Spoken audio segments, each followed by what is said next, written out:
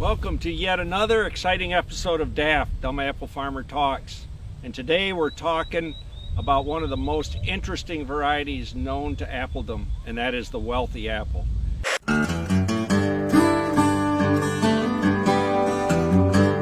If you're a resident of the Midwest, you know that the Midwest has its climatic challenges, and it's colder than heck in the winter, it's hotter than the blazes in the summer. You got humidity, you got drought, the stresses of nature are upon you all the time.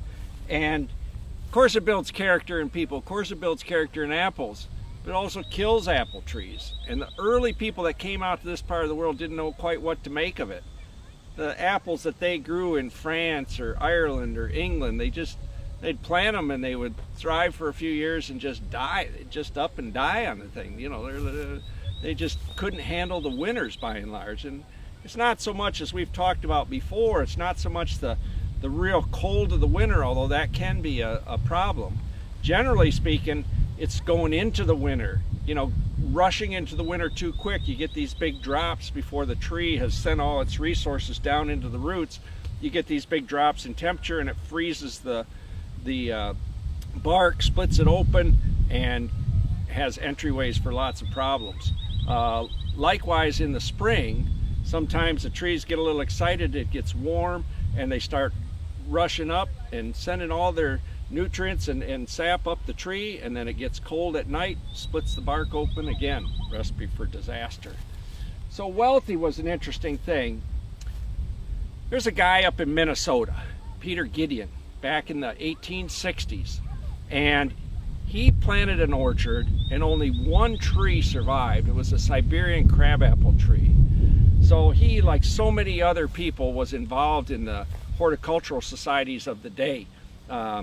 In Iowa, there's a rich heritage, as in other states, with these guys getting together, horse and buggying it to some state capital or some far-flung place for a couple days of meetings to talk about what to do.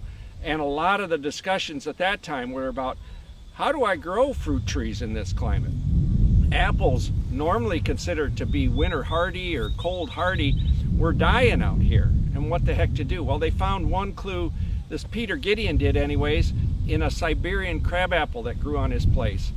He took, as I'm told, he took the family's last dime, sent it off to Bangor, Maine, and got some fruit tree sign wood, and he started doing some crossing. He wanted something that tasted good but could handle the winters.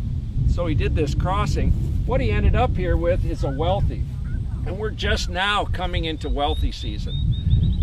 Most of the people that grew up in Iowa on farms will know this apple because chances are their grandparents or great-grandparents or great-great-grandparents had a wealthy tree on their property. And the reason is this was the first apple that could grow a good tasting fruit and survive the rigors of the Midwest winters.